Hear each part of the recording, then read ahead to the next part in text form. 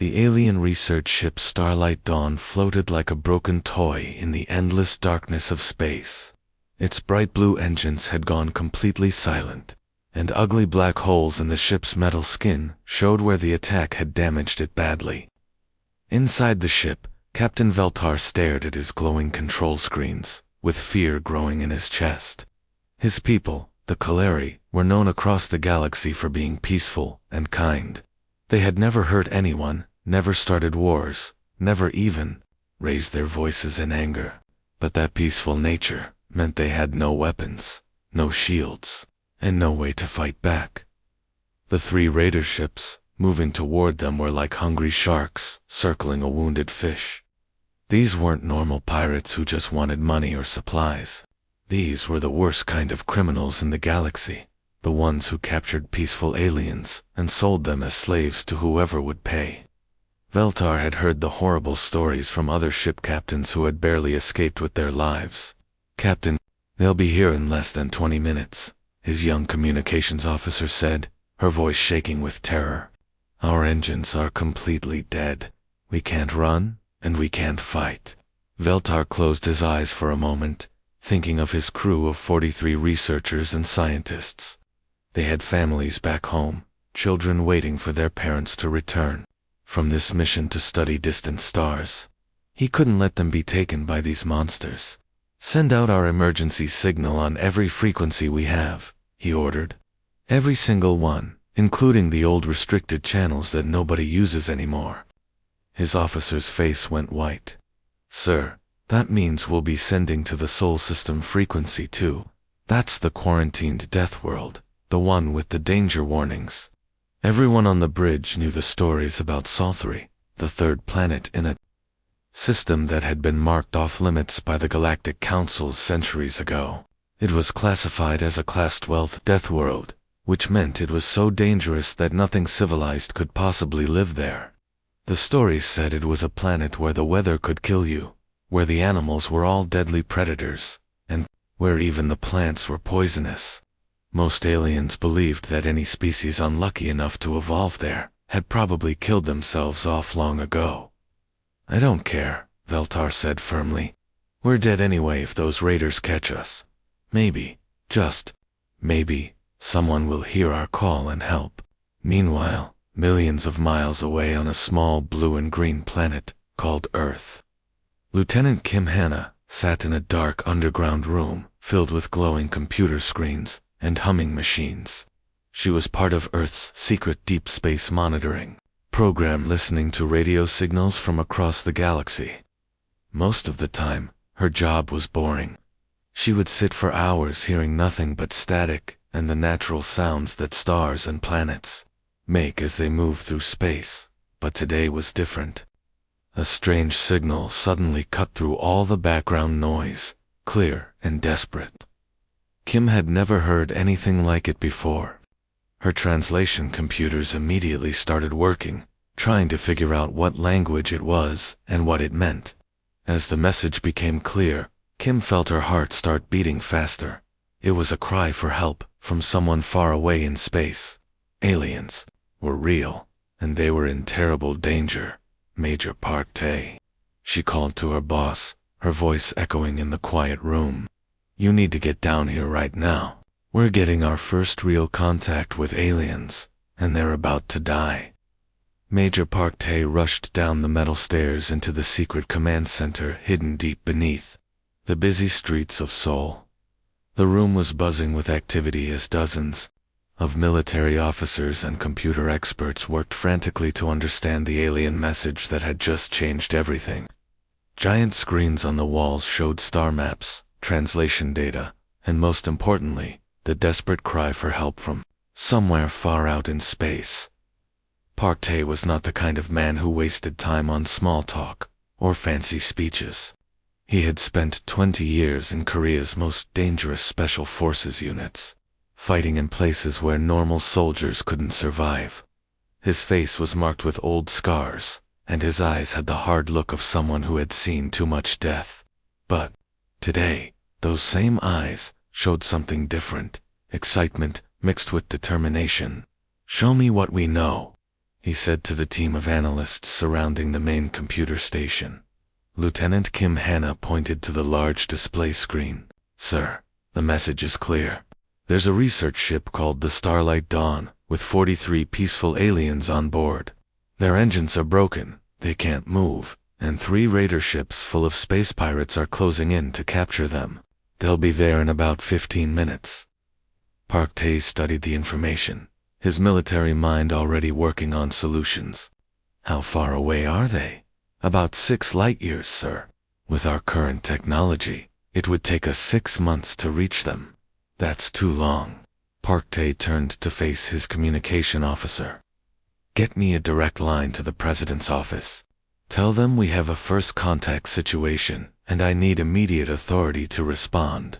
But even as he said this, Park Tae knew how these things worked.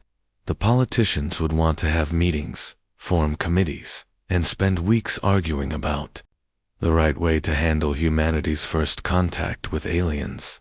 By then, those 43 peaceful researchers would be dead or worse. Lieutenant Commander Lee Min, Park Tae's second-in-command and longtime friend, stepped closer. Sir, we don't know anything about what's out there. We don't know if these aliens are telling the truth, if the raiders are real, or if this whole thing is some kind of trap to get humans to leave Earth. Park Tae nodded. Lee Min was right to be careful. Throughout human history, first contact with unknown groups had often led to disaster. But as he looked at the translation of the alien message, he could hear the genuine fear and desperation. In their words, these weren't the words of someone setting a trap. These were the last words of people who thought they were about to die. You're right, it could be a trap, Park Tae said. But if we do nothing and they're really in trouble, we'll have to live with letting innocent people die when we could have saved them. That's not who we are. He turned to address the entire command center.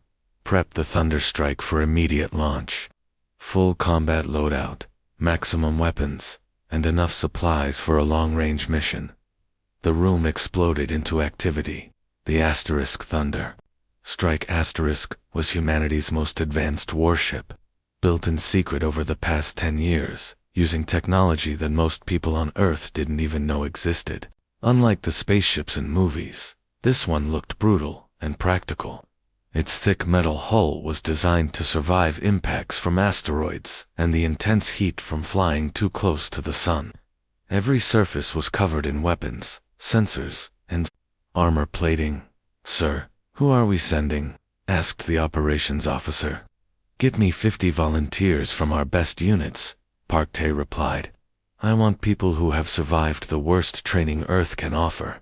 Mountain fighters who've lived through Himalayan blizzards, desert specialists who've crossed the Sahara on foot, and deep-sea divers who've worked at the bottom of the ocean. Within 3 hours, the crew was assembled and the ship was ready. As Park Tae walked toward the launch pad, he knew he was leading humanity into the unknown. But sometimes, he thought, you have to take risks to do the right thing. The Galactic Council's meeting hall was a massive crystal dome floating in space, where representatives from hundreds of different alien species gathered to make decisions that affected trillions of lives across the galaxy. Today, the hall was filled with nervous energy, as emergency alarms had pulled counselors from their sleep to deal with the distress call from the Starlight Dawn. Counselor Nathera, a tall blue-skinned alien with 4 arms and glowing yellow eyes, stood at the center podium looking more worried than anyone had seen her in decades. Her fingers danced across a holographic computer display, pulling up files that hadn't been accessed in over 300 years. The other counselors waited impatiently, their various alien forms shifting and murmuring in dozens of different languages. I've traced the response signal, Nathera announced, her voice echoing through the massive chamber. It came from the Sol system. Specifically, from Sol 3. The reaction was immediate and terrifying. The hall erupted into chaos as hundreds of alien voices began shouting at once. Some counselors jumped up from their floating seats, others backed away in fear, and a few even started heading toward the exits. The name Sol-3 struck fear into the hearts of every civilized species in the galaxy. "That's impossible," shouted Counselor Vexter, a reptilian alien whose scales had turned pale with shock. "Sol-3 is a quarantined Deathworld. Nothing could still be alive there." Nethera raised all four of her arms for silence. "The classification records are clear. Sol-3 is a Class 12 Deathworld, the most dangerous category we have. The planet is covered in deadly weather patterns, poisonous atmosphere, violent seismic activity, and predatory life forms. Any species that evolved there would have been driven to extreme aggression just to survive." An elderly counselor with tentacles instead of arms spoke up nervously, "But surely they must have destroyed themselves by now. Every simulation we've run shows that Deathworld species always end up in endless wars until they extinct themselves." "That's what we assumed," Nethera replied, her voice growing more concerned. "But something just launched from that system.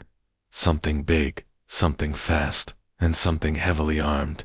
On the far side of the chamber, Counselor Zafik, who looked like a giant butterfly with crystal wings, suggested what everyone was thinking. "Maybe we should send a warning to the raiders. If there really are Deathworld survivors, and they're as violent as the records suggest, those pirates might be flying into a massacre." Nethera checked her long-range sensors again and shook her head. "It's too late. Whatever launched from Sol-3 is already using faster-than-light travel. They'll reach the Starlight Dawn in a matter of hours." Meanwhile, aboard the human warship, Thunderstrike, Engineer Chobin was having the best day of his entire life. He had always been the kind of person who could take apart any machine and figure out how it worked, even as a child taking apart his parents' electronics. Now he was staring at alien technology that was centuries ahead of anything humans had ever built. The distress beacon from the Starlight Dawn wasn't just a cry for help, it was also a treasure trove of advanced technology, hidden in the signals.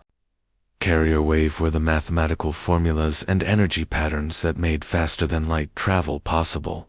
"Major Park-Tay, you need to see this," Chobin called out excitedly from his engineering station. His computer screens were covered in complex equations and energy diagrams that he was rapidly translating into something human technology could understand. Major Park-Tay walked over, still wearing his combat gear and looking ready for battle. "What do you have for me, Cho?"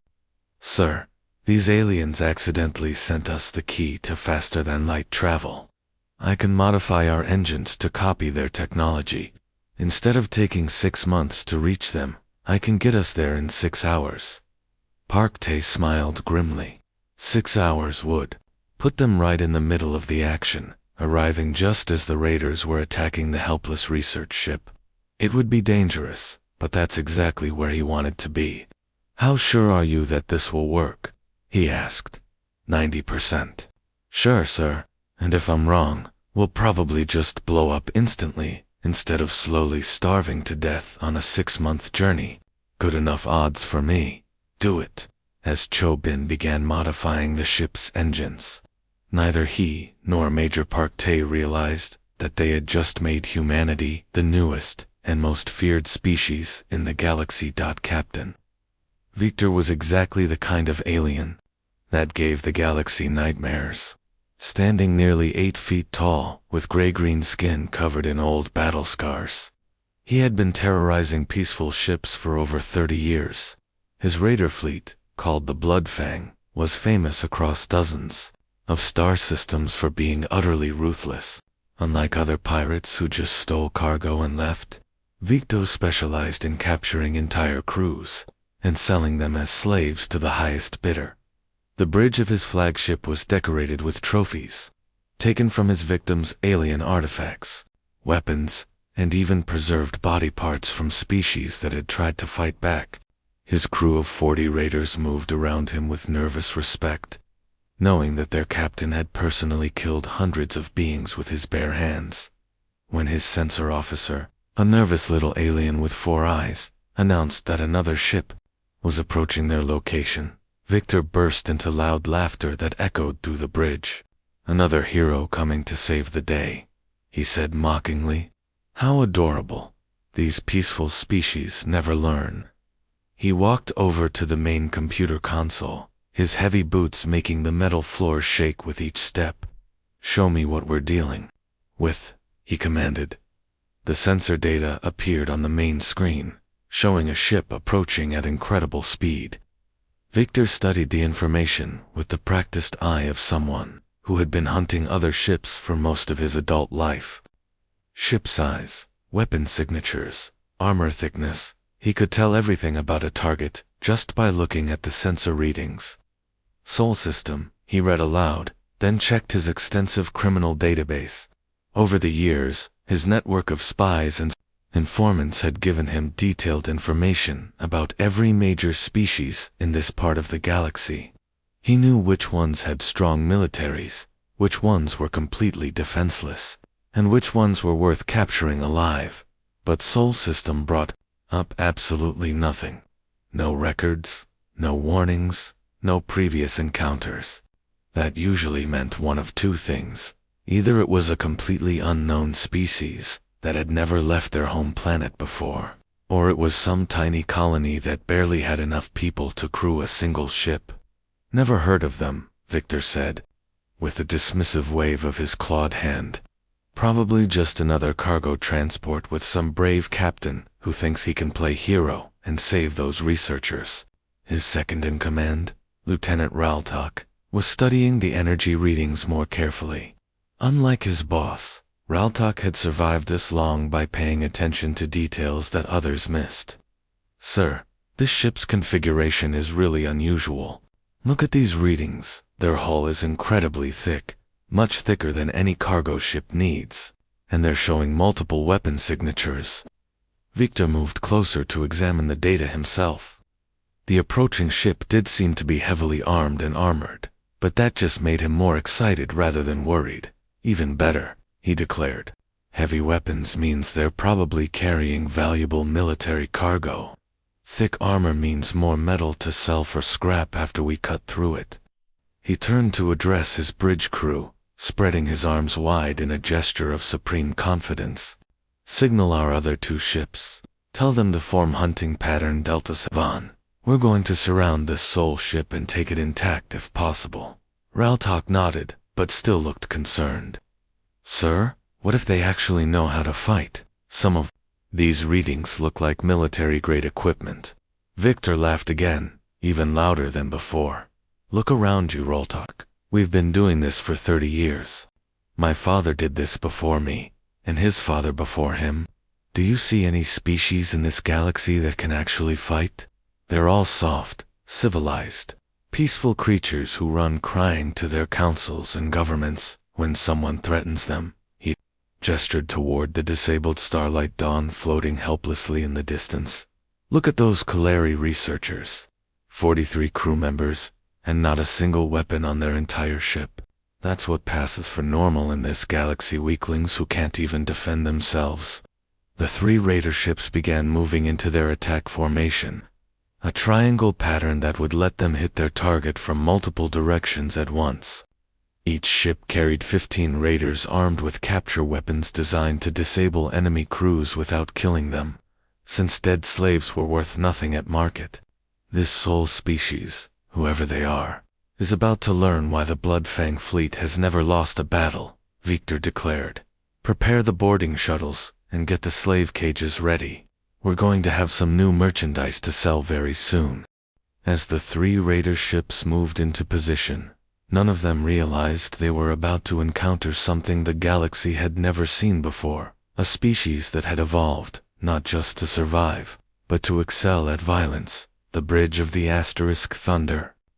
Strike Asterisk was nothing like what other species would expect from a civilized starship. Instead of comfortable chairs and peaceful decorations, everything was built for war. The walls were covered in armor plating.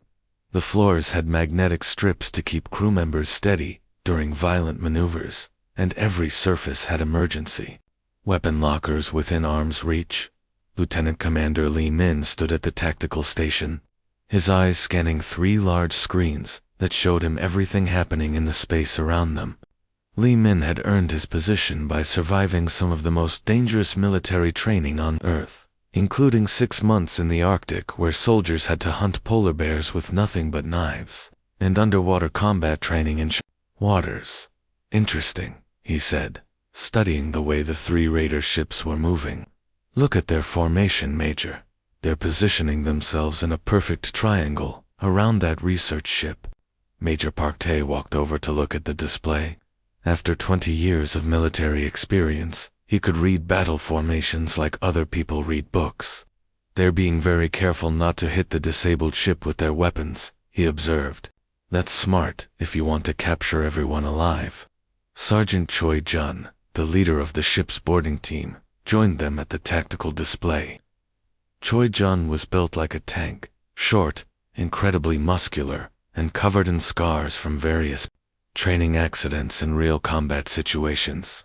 He had volunteered for every dangerous mission the Korean military offered, including testing new weapons that had a 50% chance of exploding and killing the user. Sir, these pirates are following the galactic standard for ship combat, Choi Jun said, pointing to the raider formation. Minimum damage to the target, maximum control of the situation. They actually care about keeping their prisoners healthy and their cargo undamaged. Park Tae smiled, but it wasn't a happy smile. It was the kind of smile that appeared on his face right before he did something that would give his enemies nightmares for the rest of their lives. That's their first mistake.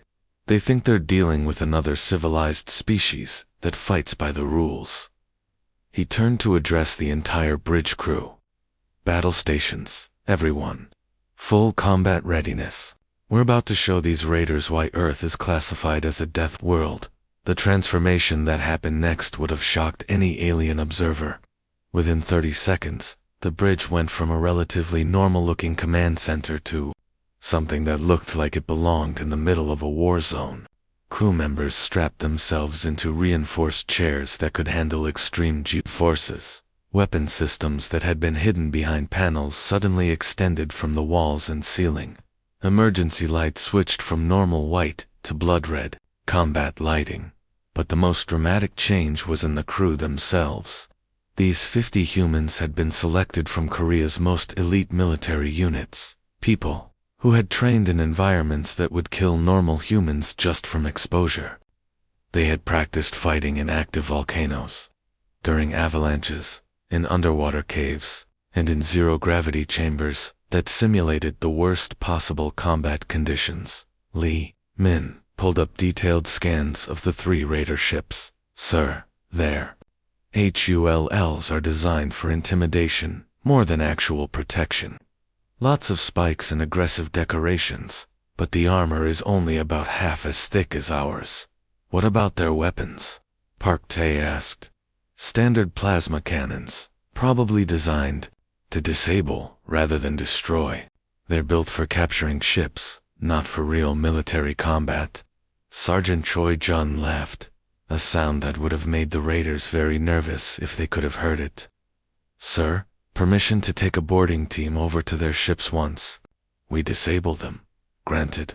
But remember, we're here to rescue those research scientists, not to start an interstellar war. Understood, sir? We'll be very polite when we tear their ships apart. The Thunderstrike continued its approach, its engines running so quietly that the raiders still hadn't detected exactly how dangerous their new opponent really was. The human ship looked sleek and fast from a distance, but up close it was clearly built like a weapon. Every surface was angled to deflect enemy fire. Every system was designed with multiple backups, and the entire hull was constructed from metals that could survive direct impacts with asteroids. As they moved into combat range, Major Park Tae opened a communication channel to the entire crew. Everyone listen up. We're about to engage 3 enemy vessels to rescue 43 innocent civilians.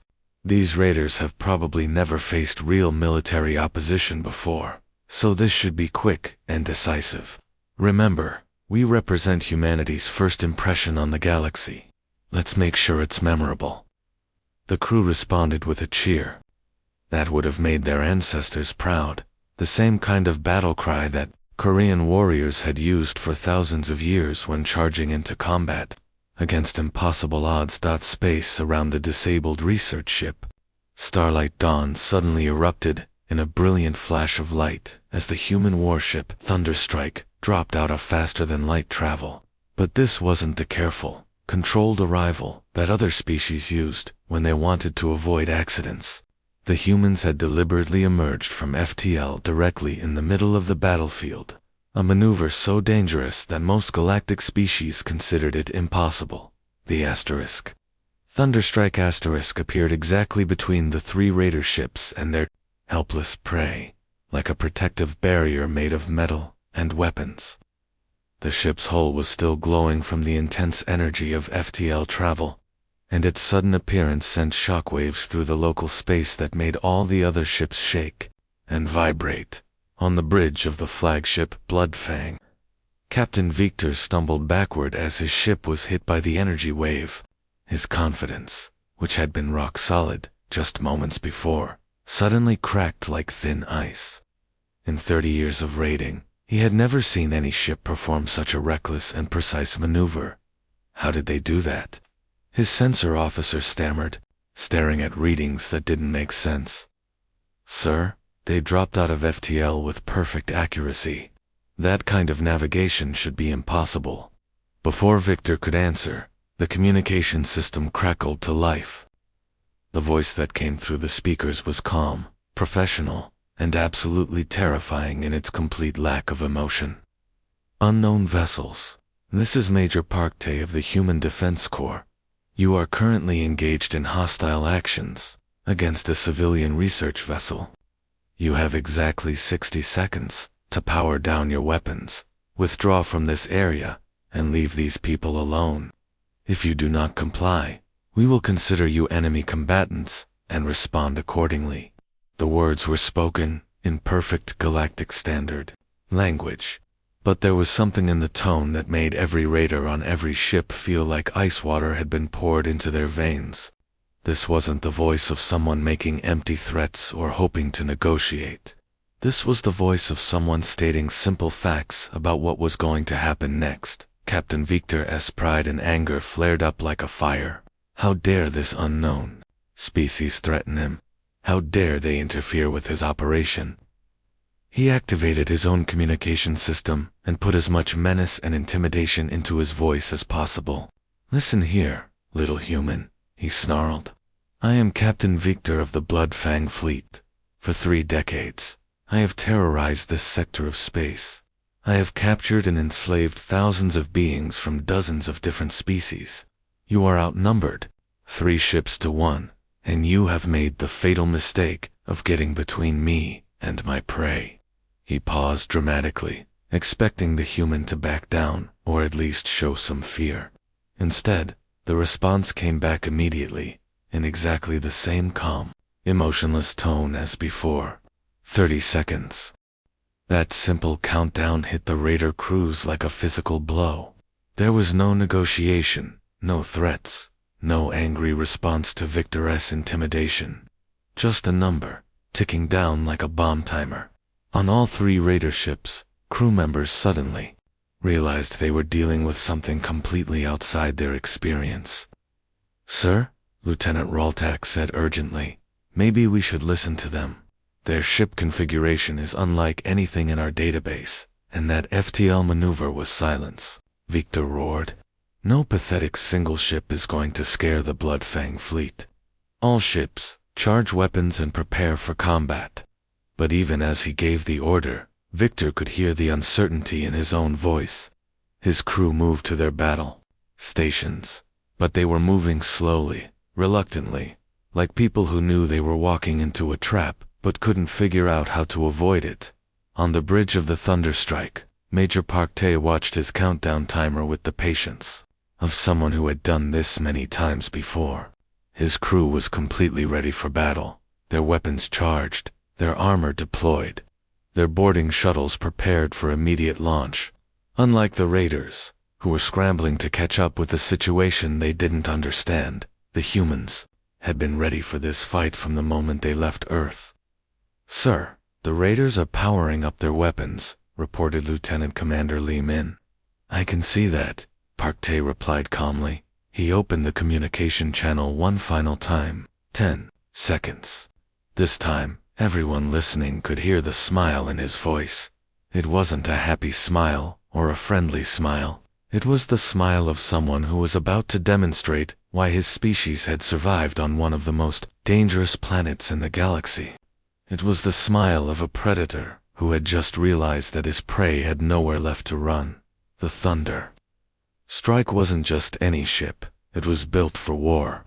When the alien raiders thought they had found easy prey, they made the biggest mistake of their lives. This wasn't going to be a simple robbery in space. The human warship opened fire first. These weren't ordinary weapons. They were the same guns used to break apart massive space rocks for mining. The sound echoed through the metal halls as energy beams cut through the darkness of space. The aliens fired back with everything they had, weapons that could turn normal ships into floating dust. But the Thunderstrike kept fighting. What happened next shocked the galaxy. Human soldiers didn't wait for safe bridges to connect the ships. They jumped straight into the deadly vacuum of space, floating between vessels like they were swimming in a familiar ocean. No other species did this. It was considered madness. Sergeant Choi Jun moved his team forward with deadly precision. These weren't regular troops. Every human soldier had been forged in Earth's harshest places. They had crawled through burning deserts where the sun could kill. They had survived in frozen wastelands where breathing hurt. Some had even trained near active volcanoes, where one wrong step meant death. Earth was a nightmare world compared to most planets in the galaxy. What other species called impossible conditions, humans called home. Every day on Earth was survival, training. Every storm, every earthquake, every dangerous animal had made humanity stronger. The alien raiders suddenly realized they weren't fighting normal soldiers. These humans moved differently. They fought without fear. They used tactics that seemed impossible. What the rest of the galaxy considered war crimes, humans called basic training exercises. The boarding teams swept through the alien ship like a deadly tide. Room by room, corridor by corridor, they took control. The aliens had superior technology, but they had never faced an enemy that had learned to fight on a world that constantly tried to kill them. Captain Victor watched his crew fall one by one. These weren't the soft traders his people usually robbed. These were apex predators from a death world, and they had brought their planet's fury with them into space. His final message to the remaining raider fleet was desperate and terrified. He had seen something that changed his understanding of the universe.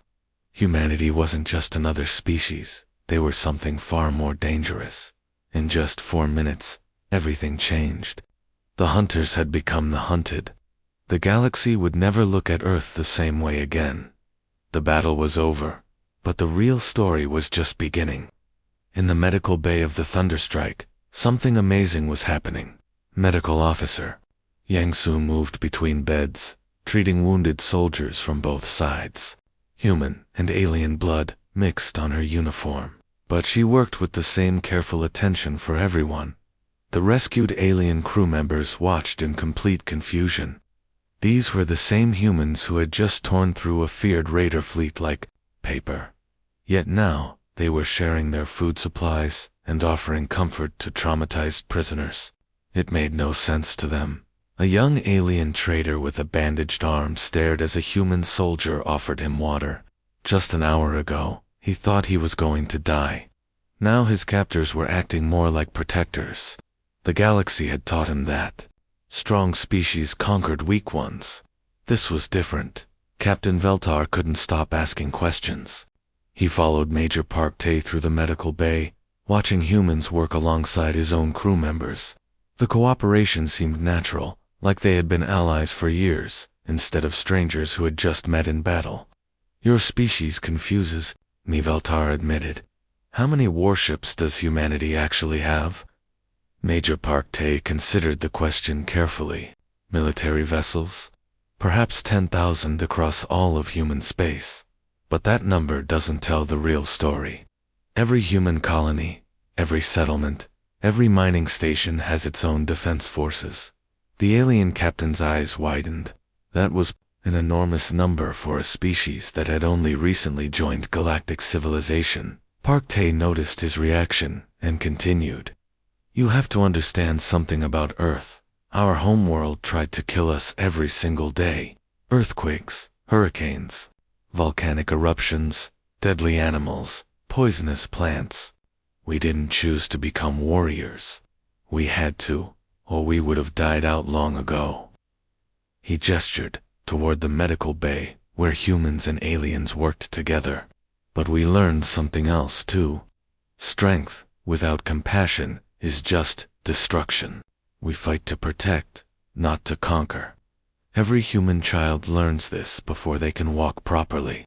Captain Veltar watched a human medic carefully bandage an alien raider's wounds. The same hands that had wielded weapons minutes before now showed gentle care. It was unlike anything in his experience. That night, Veltar composed his official report to the Galactic Council. His words would change everything. We have been wrong about the Deathworld humans, he wrote. Their harsh planet didn't create monsters. It created guardians. They aren't humanity's curse. They might be everyone's salvation.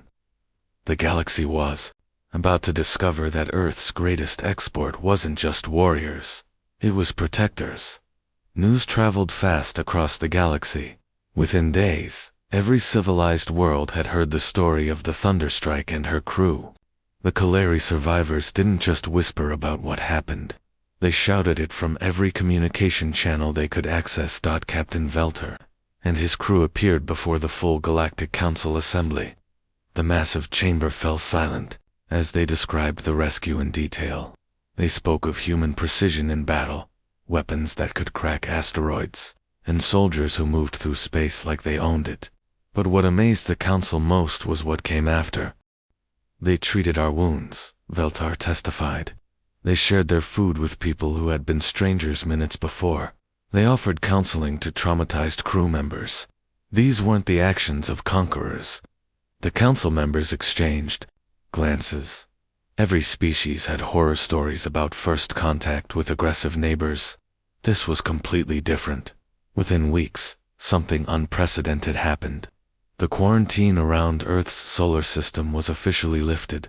For the first time in galactic history, a Deathworld species was being invited to join civilized space instead of being contained. Ambassador Kong Dea walked into the council chambers, wearing simple human clothing. She carried no weapons, no fancy technology, just a small datapad with her prepared remarks. The entire galaxy was watching. For thousands of years, we fought to survive on Earth, she began. Her voice was calm, but carried weight. We learned to work together against impossible odds. We discovered that protecting others makes us stronger, not weaker. She looked around the chamber at hundreds of different alien faces. Our planet taught us hard lessons. Now we want to share those lessons with our new neighbors. The galaxy has challenges that threaten everyone. We are ready to help face them together. The council voted unanimously to accept humanity into galactic civilization. Major Park Tae filed his mission report from the Thunderstrike's bridge. It was surprisingly short for such a historic event. First contact mission completed successfully. New allies established. Respectfully requesting permission to create permanent rescue squadrons in the dangerous Outer Rim sectors. The approval came back within hours. Soon, human ships began appearing in the galaxy's most troubled regions. Pirates and raiders who had terrorized trade routes for generations suddenly found themselves facing an enemy they couldn't understand or predict. The sound of human engines dropping out of faster-than-light travel became something predators learned to fear. The galaxy had found its guardians, and they came from the most unlikely place imaginable. A small blue world that had taught its children to be strong through kindness and deadly through necessity. Humanity had arrived, and the stars would never be the same.